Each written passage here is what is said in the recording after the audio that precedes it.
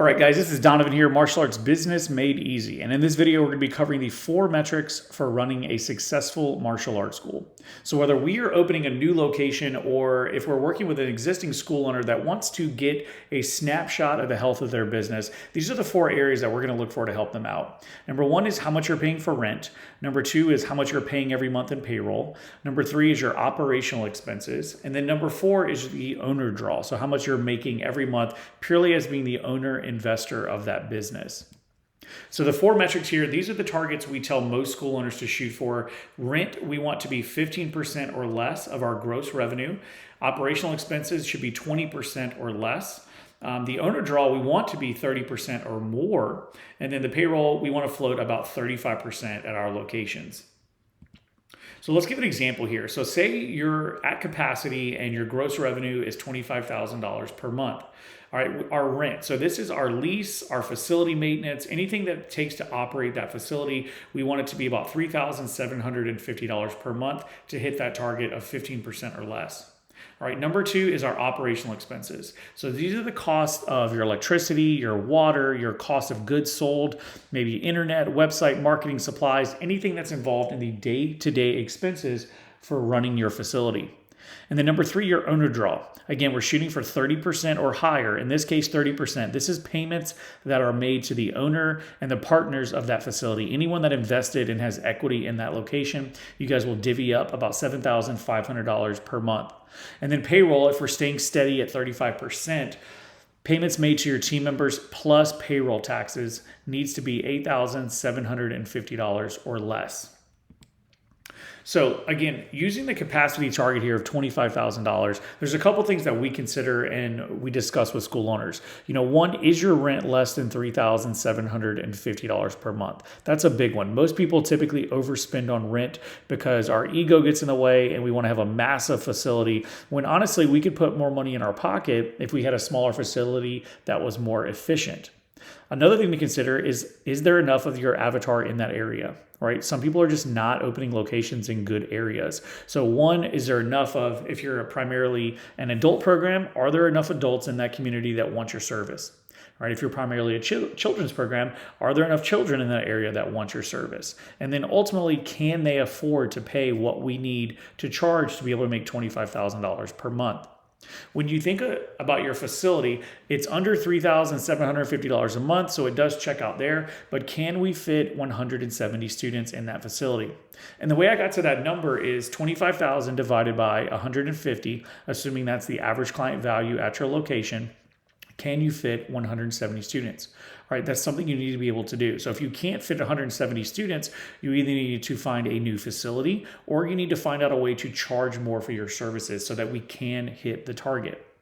Also, something else we want to consider is, can we afford to pay staff? We have some locations that we can get away with, paying a high school kid $12 an hour. And then we have some locations that they want $15 to $18 per hour. So we have to know that our payroll must be 35% or less. So can we hire enough staff to service the amount of students we have and still stay under 35% of gross revenue? And then finally, we want to look at monthly expenses. Some of our locations, water is included. Some of them, it's not included. Some locations have more maintenance. Maybe you have to take care of the yard, or some locations are maybe in a busier shopping center and there isn't a lot of maintenance involved. But we need to know exactly how much we're going to be spending every month to operate that facility.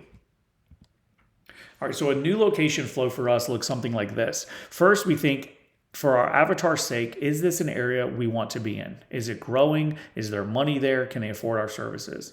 All right, and then we go into rent. Once I've identified a location we want to be in, can we find a place that is the correct price per square foot for our location to be under $3,750 per month in this location? From there, if that does check out, we go to capacity. Can we fit 170 students based on that schedule? All right, if we can, then we go to payroll. What are people paying in this area? Can we afford to pay an average payroll every single month to fit in alignment with that community? And then we think about operational expenses. Again, all the additional expenses that it takes to service that business. And if all of those things check out, then we will move forward and open a new location. So key points for the 4 metrics here. These are targets for capacity. I know a lot of people are going to watch this video and think, oh, my rent is way too high. Well, your rent might be too high, but it also might be that you're just not at capacity yet. So these numbers are based off of a $25,000 facility. When we're opening locations, we shoot for a $45,000 facility. So you have to look at your metric specifically. The reason we did $25,000 in this situation is because that tends to be more in alignment with what most school owners are doing in the United States. All right, percentages are fluid when growing. So again, when you first open, your rent is going to be high. But as your business grows and you sign more students and you make more money, will you be able to fit inside of these metrics? That's what matters. All right, and when we're making any business decisions, right, whether we're buying a bus for the after school program, we're buying new equipment, we're buying new mats, we're making a marketing decision, will it fit based on the metrics, right? We don't buy something we can't afford. Another thing to consider is the owner operator should get 2 checks. If you're the owner, you should get an investment. You should get a return on that investment. So you should get money back every single month for the amount of money you invested in your facility as the owner, right? You're the one that took the risk, but also any operators. So for some of our locations, they're just the head instructors and the operational managers and then the part-time staff. So they will be involved with payroll. But let's say, for example, you're an owner operator. So you own your facility and you're the head instructor. You should get 2 separate payroll draws every single month. All right. And I mentioned earlier with our targets, we aim for 10% in rent, 15% in operational expenses, 35% in payroll, and then 40% for the owners. Okay. The way we're able to do that is because we charge a higher price for our services, and then we offer additional services like after school and summer camp programs that tend to pay and charge a little bit more money. It's going to be really hard to hit those metrics if you're only doing $25,000 per month. But again, I wanted to give you an example, and this is what we shoot for. And then ultimately knowing and hitting your targets allows you to expand or replace yourself. Some school owners have the dream of opening multiple locations in their community. And if you're going to do that, you're going to be able to replicate this business model. Or say, for example, you just want to run a business that makes you about $100,000 per year, but you have more free time to go to your kids' baseball games, little league tournaments, recitals. If that's what you want, again, staying inside of these targets is going to allow you to be able to replace yourself.